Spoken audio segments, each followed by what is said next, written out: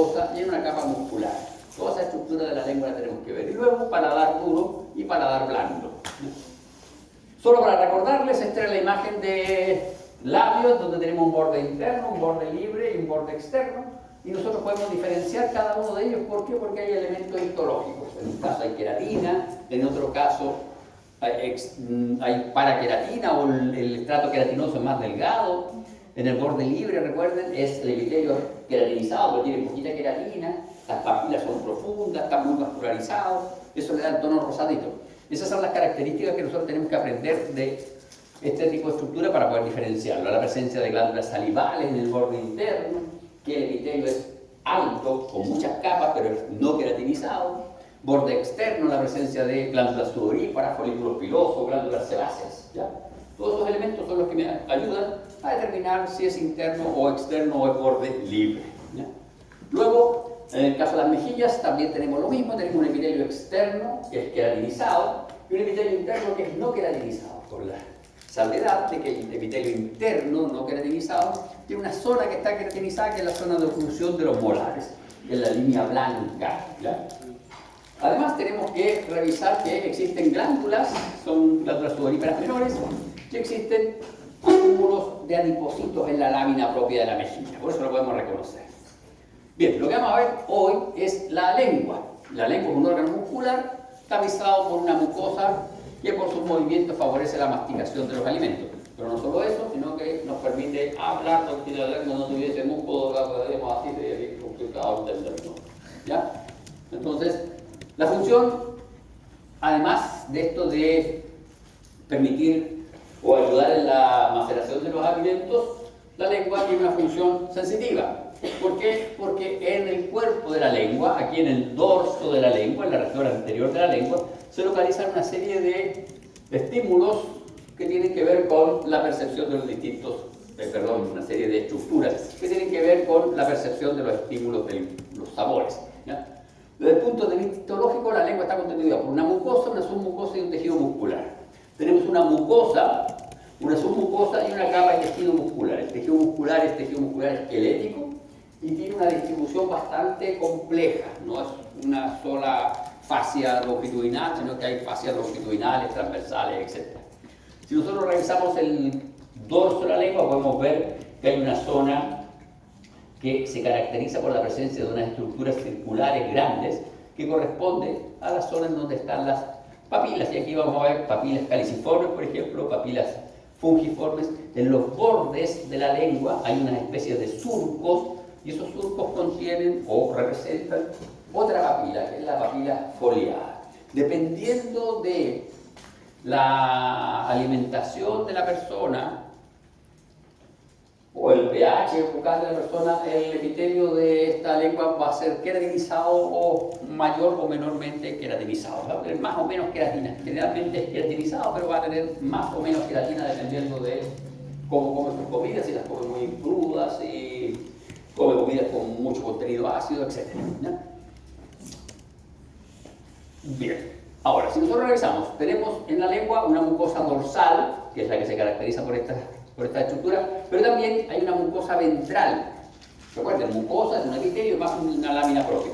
Y esta mucosa ventral, en el caso de la lengua, se caracteriza porque el epitelio es más delgadito y es no queratinizado. Y en determinada zona de esta mucosa ventral, el epitelio es muy delgadito y la lámina propia está muy vascularizada. Y además, hacia la parte ventral de la lengua hay mayor cantidad de glándulas salivales. ¿No? Entonces, en el dorso vamos a tener papilas y en la parte ventral vamos a tener glándulas salivales. Bien, vamos entonces a ver algunos detallitos de la cara de la superficie ventral y la cara de la superficie dorsal de la lengua. Entonces, la superficie ventral tiene un epitelio estratificado, plano, no queratinizado, delgadito y liso. Acá quiere decir que las papilas, los clavos epiteliales no son muy pronunciados, ¿ya? Entonces, el epitelio ventral de la lengua, epitelio estratificado, plano, no queratinizado, delgado, y los clavos epiteliales son poco desarrollados. La lámina propia, el corio, es delgadito y está constituido por tejido conjuntivo laxo con papilas cortas y numerosas. Obvio, porque las papilas del epitelio, los clavos epiteliales también son cortitos, ¿ya? No son muy desarrollados.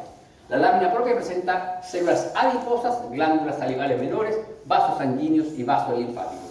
Recuerden, los vasos sanguíneos en esta región son bastante relevantes.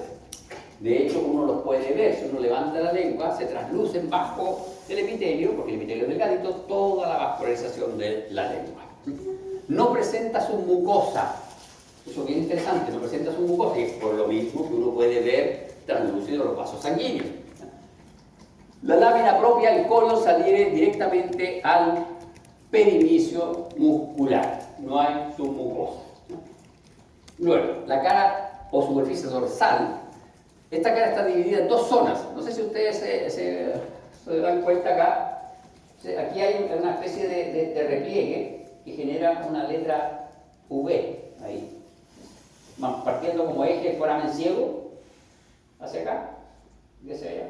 Y esto genera toda una zona que es anterior y una zona posterior. Esta es la zona anterior de la lengua y la zona posterior. Y eso está limitado por esta surco en forma de letra V.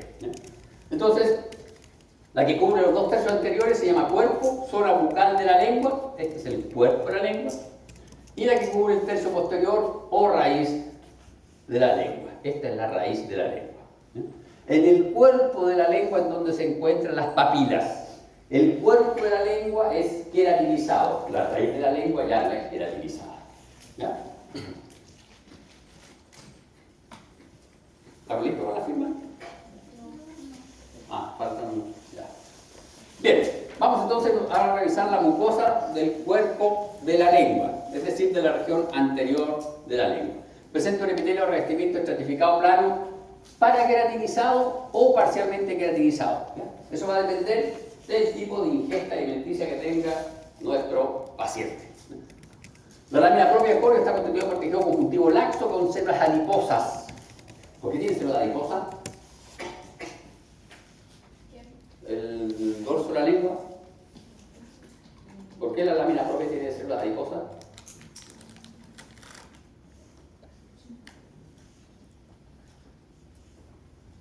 ¿Por qué? ¿Para qué va a tener? Funcionan un poco como de cojín de absorción de la compresión. Cuando uno trabaja con la lengua, mastica con la lengua, tiene elementos, trabaja un poco de compresión. Recuerden, la lengua, a diferencia del paladar duro, no tiene una estructura ósea que le dé soporte. Entonces, por eso tiene este tejido adiposo. Luego tiene una submucosa, pero no existe una separación neta entre la mucosa y la submucosa. Hay una pequeña línea de tejido conjuntivo denso y firme. ¿No? La superficie de la lengua presenta un aspecto aterciopelado. Eso es como se ve como rugosito, no se ve lisa. ¿Ya? Y eso es por la presencia de las papilas. En particular, las papilas filiformes. ¿Ya? Las papilas filiformes están...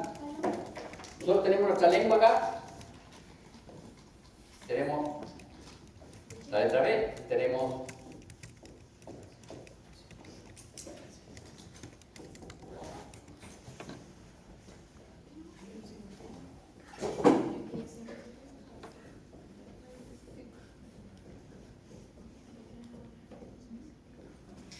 Esa es la distribución de nuestras papilas, a grandes rasgos. Tenemos nuestras papilas circunvaladas o calciformes, nuestras papilas fungiformes, papilas foliadas y estas son las filiformes. Entonces, cuando uno mira la lengua, esta zona de aquí al medio tiene un aspecto como rugosito, ¿no? Y si uno lo toca, es un tanto rugoso. En el caso de los humanos, en el caso de otros animalejos, como los gatos, esta superficie es muy rugosa. ¿Por qué? Porque estas papilas filiformes en los felinos están sobredesarrolladas. ¿Ya? Entonces, papilas filiformes, papilas fungiformes, se llaman fungiformes porque tienen aspecto de un honguito, de ahí su nombre. ¿Ya? Papilas caliciformes o circunvaladas se denominan caliciformes. Si nosotros dibujamos estas papilas, vamos a dibujar estas papilas acá. Las papilas filiformes son así. Luego tenemos las papilas foliadas. La papila foliada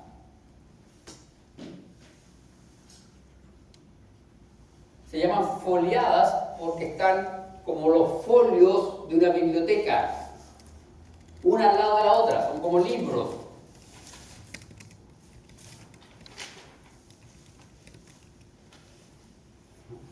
Y estas tienen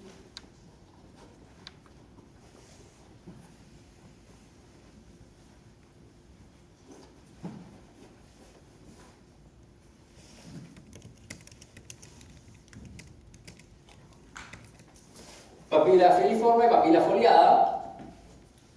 Vamos a dibujar acá nuestra papila fungiforme.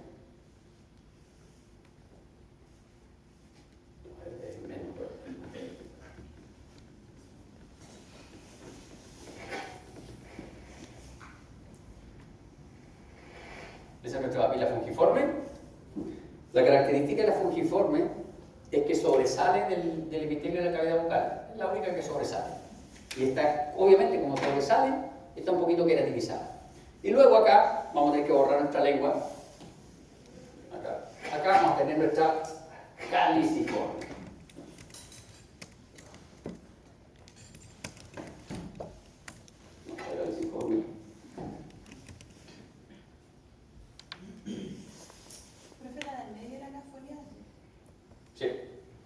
Esta caliciforme porque tiene forma de cáliz, de copa, ¿ya? Entonces tenemos filiforme, tenemos foliadas, fungiforme y caliciforme. La caliciforme es así. Y también tiene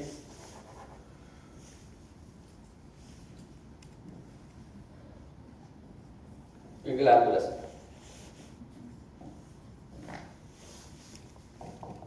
Glándulas salivales, ¿ya? Tenemos nuestras tres papilas. Filiformes, foliada, fungiforme, caliciforme o circunvalada, ¿ya? Bien, vamos a revisar ahora la histología de cada una de ellas. Acá tenemos nuestra lengua, ¿se fijan? Acá tenemos nuestra lengua, papilas fungiformes, papilas caliciformes, papilas foliadas y aquí están las filiformes.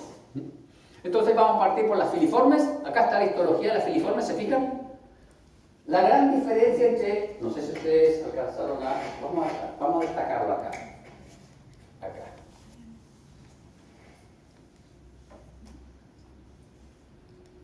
Estoy dibujando el epitelio. Debería haber dibujado el epitelio de otro color. El epitelio es esto, ¿eh? Este rojo es el epitelio. ¿No? Esto rojo es el epitelio. Entonces, si se dan cuenta, todas estas papilas tienen corion. Y el corion dibuja distintas estructuras dependiendo de la papila. En cambio, en las filiformes no hay corion. La filiforme es solo una proyección del epitelio. ¿Se fijan? Solo el epitelio se proyecta, no hay corion. En cambio, en las otras sí hay corion. Entonces, son las más numerosas, tienen forma cónica y son proyecciones epiteliales cornificadas, ¿no? Y van a estar más o menos cornificadas, depende del tipo de alimentación, incluso también depende del tipo de animalejo que estemos estudiando, ¿no? ¿Qué es cornificado? Queratinizado. En humanos suelen ser paraqueratinizadas, ¿ya? Son proyecciones preferentemente epiteliales, presentan escasa lámina propia, ¿ya? ¿Se fijan? Solo el epitelio, no tienen lámina propia por debajo. Se distribuyen en hileras más o menos paralelas a la vía lingual y están en toda la superficie dorsal y estas son las que le otorgan el aspecto aterciopelado. En toda esta zona de aquí están nuestras papilas filiformes. Y son esas. Se fijan, solo el epitelio y además, yo la hice acá con una orientación. Aquí está la punta de la lengua, esta es la punta de la lengua. Entonces, si se fijan, la orientación que tienen, no están hacia acá, están así. ¿Por qué están así? Porque, no, esta está desarrollada en los felinos y son cornificadas porque tú tomas algo, lo pones en la boca y la lengua al tocarlo, lo agarra y lo tira para adentro. Por eso que tienen esa localización. Son elementos prensiles inicialmente. Los humanos se fueron perdiendo porque nosotros tenemos la comida cocinada, la ponemos primero con un tenedor, etc. Los felinos no, tienen que comerse el conejito así directo. Bien, vamos entonces a la segunda. La segunda son las fungiformes. No sé si se alcanzan a ver acá. Por favor, vean el detalle. En este caso tenemos, y ahí ven, ahí, estatocórneo. Sobresale un poquito el epitelio. Y lo otro, tienen una papila conjuntiva que se segmenta y genera más papilas conjuntivas. Es decir, tiene una papila primaria y papilas secundarias. Vamos a ver acá. Vamos a dibujar acá. Entonces tenemos nuestro epitelio y tenemos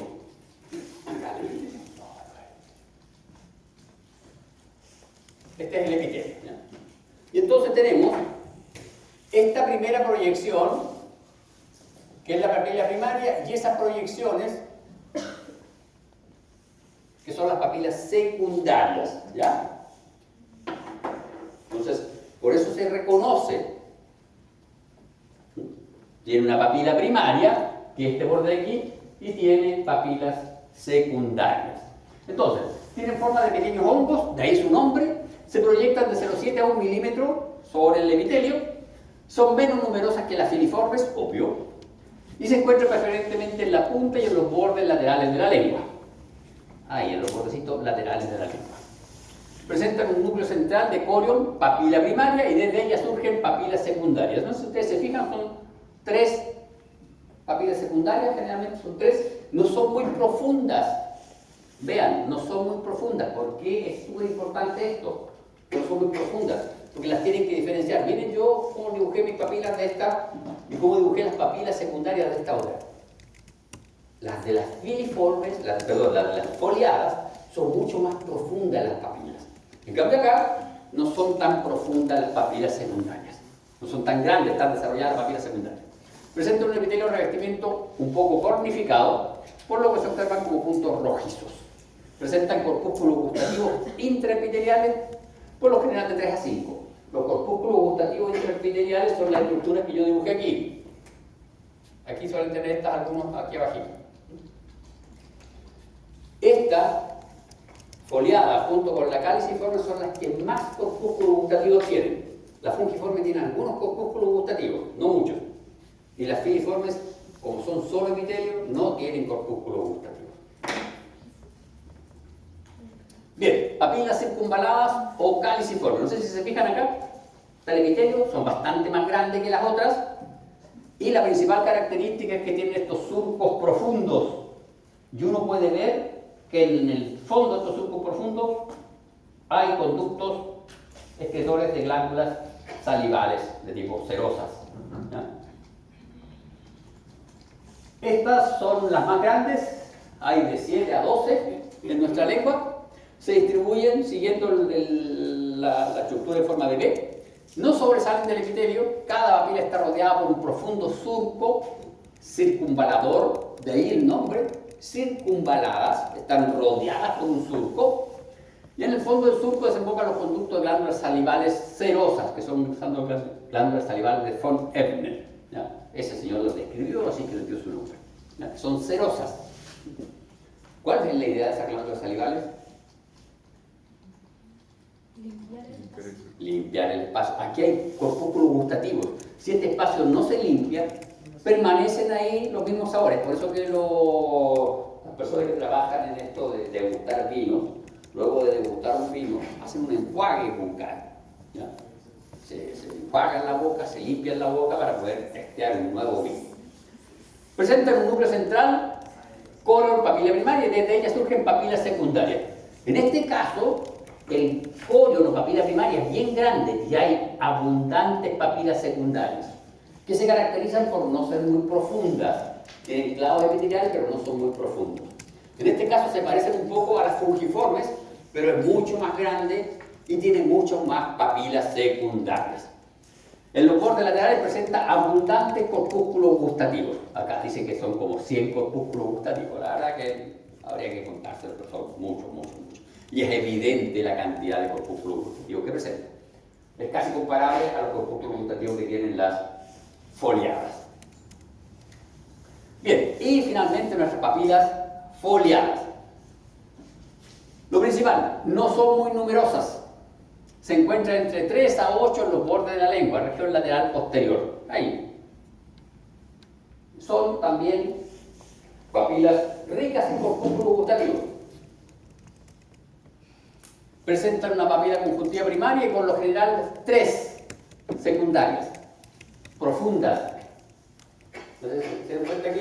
Las dibujé bastante profundas, son bastante más profundas, son 2 a 3, son muy profundas. Si nosotros revisamos esta, vean, miren, aquí está la papila primaria y las papilas secundarias, los clavos epiteliales que dividen las papilas secundarias, que son 2 a 3, son muy profundos. Se parecen un poquito a esas, pero la diferencia está en la profundidad de los clavos y las papilas secundarias. Así yo las puedo reconocer. Lo otro, estas están foliadas, por lo tanto hay una al lado de la otra, se ven como 7, una al lado de la otra. Y los surcos podemos ver abundantes conductos de glándulas salivales serosas también. Y además, estas presentan más corpúsculos que las fungiformes. La fungiforme tiene menos corpúsculos gustativos. Pregunta, cuando dice que es foliada es porque tiene como un espacio entre cada uno. No, porque está una al lado de lo otro como los folios, los libros de una estantería de biblioteca. Y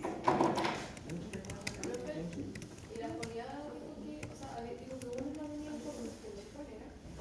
La Fungiforme no tiene corpúsculo. La fungiforme tiene 5 a 10 corpusculitos.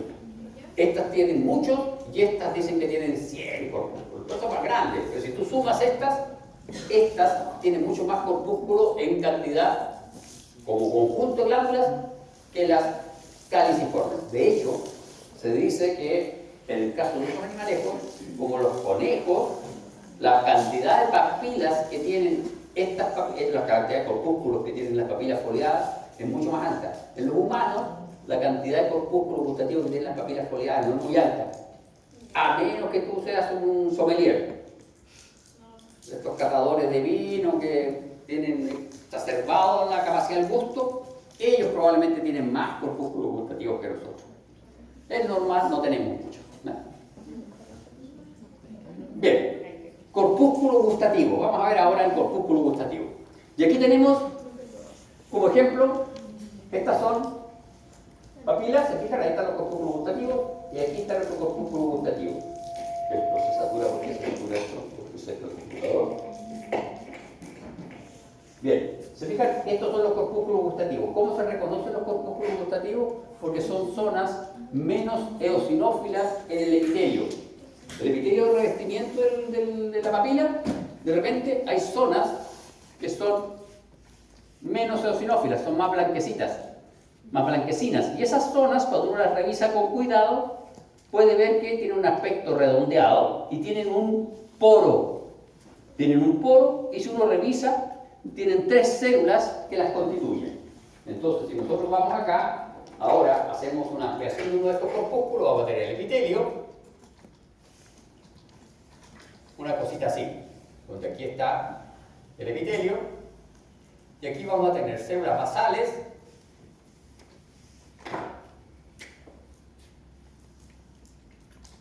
células de soporte,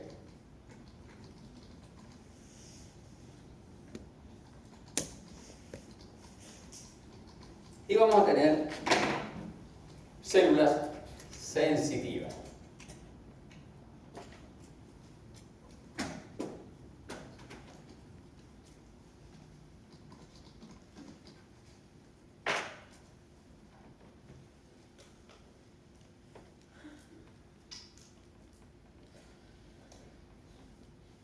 Son 3 células. Células basales, células de soporte y células sensitivas. Las células sensitivas en realidad son neuronas bipolares, ¿ya? Y proyectan su porción dendrítica hacia la cavidad bucal a través del poro del corpúsculo gustativo. Por ahí proyectan una especie de dendrita que se dilata, que tiene una zona del bulbo, y desde ese bulbo radian terminaciones, ¿ya? Y ese bulbo, con esas terminaciones, son las que tienen los receptores sensitivos para que se puedan captar los distintos sabores. Neuronas bipolares, sí. Bien, entonces, estas estructuras están localizadas en los bordes de algunas papilas linguales, se caracterizan por presentar escasa tensión en los cortes con hematoxilina eosina. Son estructuras que abarcan todo el espesor del epitelio, ¿se fijan? Todo el espesor del epitelio, y se extienden desde la membrana basal hasta la superficie. Y en la superficie está el poro gustativo. Corpúsculo gustativo es toda la estructura. Todo esto es el corpúsculo. Y ese hoyito de ahí es el poro gustativo. Por el poro salen las proyecciones de las células sensitivas. ¿Ya? Entonces, por microscopía óptica se describen tres tipos celulares presentes en estos corpúsculos: las células de sostén o sustentaculares, las células neuroepiteliales o células sensitivas y las células basales. Acá hay una cosa súper interesante: las células sensitivas son, comillas, neuronas bipolares, pero resulta que la célula basal es la célula regenerativa. La célula basal hace mitosis y regenera tanto a la célula sensitiva como a la célula de soporte o sustentacular. ¿Ya? La célula de soporte sustentacular le da estructura al corpúsculo, la célula neuroepitelial es la que sensa y la célula basal es la que mantiene la estructura del corpúsculo. Bien, y acá está, este es nuestro corpúsculo, ¿se fijan? Esto es una visión superficial. Ahí tenemos el poro gustativo, este es el epitelio de revestimiento, y acá tenemos nuestras células sensoriales que tienen microdiosidad y esas salen por el poro gustativo, las células de soporte y las células basales. ¿Ustedes se fijan? Las células sensoriales hacen contacto con el sistema nervioso central para enviar la señal de los distintos sabores. La detección de los sabores es una acción fisiológica bastante compleja, ¿ya? Nosotros no la vamos a ver, pero es bastante compleja. Bien, entonces nuestras células de soporte son células alargadas, pálidas en las tensiones de hematoxilina eosina, son así, son blanquitas. Se disponen en la periferia del corpúsculo, corresponden a las células sensitivas en proceso de diferenciación según algunos autores. Según otros, son células de soporte, que no están transitando a nada. Hay otros autores que describen 4 tipos celulares: las de soporte propiamente tal y las de transición.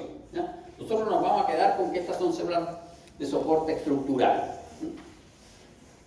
Y son las que yo dibujé aquí. De citoplasma más claro, núcleo, ¿se fijan en el núcleo? Un núcleo grande, ovoideo eucromatínico, citoplasma pobremente teñido. Luego tenemos las células sensitivas, son células alargadas, son más teñidas, por eso yo las dibujé aquí azulitas y son más delgaditas. Y el núcleo es más heterocromatínico. Y entonces estas son células que se disponen en el centro del corpúsculo, son células alargadas, son las encargadas de la percepción de los sabores, presentan microvellosidades y se proyectan por el poro gustativo hacia la cavidad bucal. Se ven más teñidas, tienen un núcleo ovoide un poco más pequeño, heterocromatínico, y su proyección apical se proyecta por el poro hacia el exterior. Y las células basales son células de aspecto redondeado que se localizan en la zona basal del corpúsculo y presentan un núcleo redondo, generalmente el núcleo puede ser heterocromatínico, ¿ya? Y están encargadas de la regeneración de las otras 2 poblaciones celulares del corpúsculo. Bien, vamos entonces con la mucosa bucal, la mucosa de la raíz de la lengua. Presenta epitelio de revestimiento estratificado plano no queratinizado. Es la mucosa que está... Yo le he puesto una lengüita acá. Lo dibujamos acá, no nuestra lengua. Hoy también dibujamos nuestra lengua así. Acá tenemos la escotadura en donde están las células. Las papilas, y aquí tenemos la... Entonces, estamos hablando de esta mucosa ahora, la mucosa posterior. Y esa mucosa posterior tiene un epitelio de revestimiento que es no queratinizado, ¿ya? La mucosa, además, ¿se fijan? ¿Se fijan en el detalle? El epitelio es de origen endodérmico. ¿Por qué? Aquí había una estructura, el agujero ciego en el dibujo de la lengua. Eso le indica que de ahí para atrás es endodérmico. Ahí estaba la membrana bucofaríngea, ¿ya? El otro epitelio, el de la región anterior de la lengua, es de origen ectodérmico. Bien, la mucosa de la región no presenta papilas linguales, La mucosa de esta región presenta algunas irregularidades, algunas prominencias que corresponden a zonas de acúmulos de linfocitos. Es decir, esta lámina propia tiene acúmulos de linfocitos. Ahí pueden haber algunas irregularidades y acúmulos de linfocitos. Obviamente, ¿por qué? Porque es un epitelio no queratinizado y puede haber permeación de algunos patógenos. La submucosa lingual está constituida por un tejido conjuntivo denso, presenta glándulas salivales menores y de acuerdo a su localización van a tener distinta denominación. Hay unas que se llaman de Blandín, que son las situadas cerca de la punta de la lengua, y hay otras que son las de Becker, que están localizadas en la porción lateral y posterior. La capa muscular lingual está constituida por masas o haces de músculo esquelético. No hay músculo liso, solo músculo esquelético, y la distribución es bastante compleja. Creo que ustedes la vieron en anatomía, ¿no? Anatomía de cabeza y cuello. ¿Vieron la distribución de la fascículos linguales? ¿Sí? Pero es re fácil. Si la lengua ustedes la cortan aquí a través, la lengua es así. Tiene Ah, ya me acordé. longitudinales, Ya me acordé. así. No, ya me acordé. Es un resumen más o menos corto de la distribución de estas musculaturas.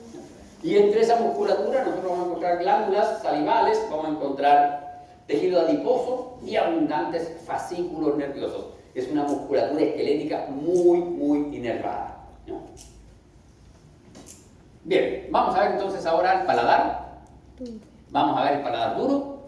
Presenta, porque el paladar tiene una zona de paladar duro y una zona de paladar blando. Presenta un epitelio de revestimiento estratificado plano queratinizado, en el caso del paladar duro, ¿no? La lámina propia, o corion, está constituido por tejido conjuntivo denso con abundantes fibras colágenas. Ahora, en este caso, la submucosa tiene distintas representaciones, incluso la lámina propia tiene distintas presentaciones. Y vamos a tener que tiene una zona media, que es en el cual hay un reborde óseo, y el epitelio queda justo por encima de ese reborde óseo, es decir, no hay tejido o no hay mucho tejido conjuntivo y obviamente no hay submucosa. No sé si ustedes, creo que hicimos el dibujito, vamos a borrar estas glandulitas de aquí. Nosotros tenemos este es el arco óseo, este es el arco óseo del paladar, y vamos a tener nuestro diente, y acá tenemos esto es más o menos así, ¿ya? Ahí está nuestra encía.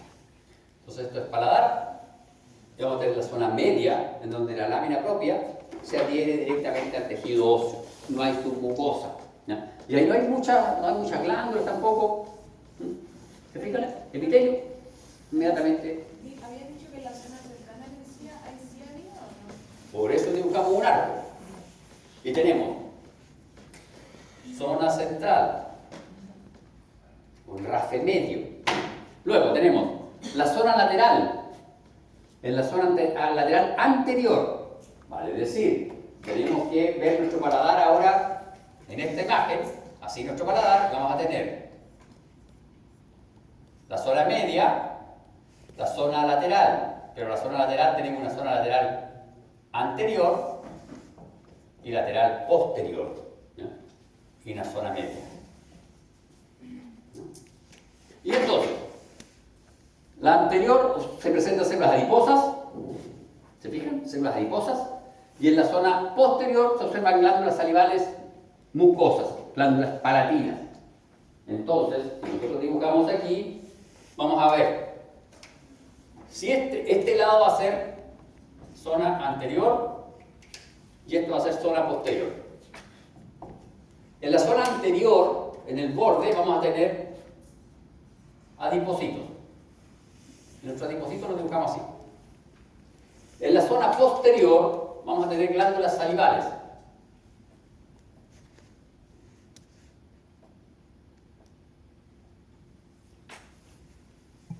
Y las dibujamos así, glándulas salivales.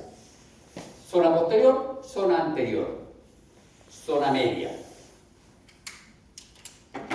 Y aquí están los cartoons, ¿se fijan? Esta es la zona anterior, lateral, en donde ahí están nuestros adipocitos. Esta es la zona media o rafe medio, en donde, se fijan, está el hueso y directamente nuestra lámina propia está adherida al periósteo. Y esta es la zona lateral posterior, que se acopla con la tela. Entonces vamos a tener el hueso, tejido conjuntivo, y en la lámina propia, glándulas salivales menores.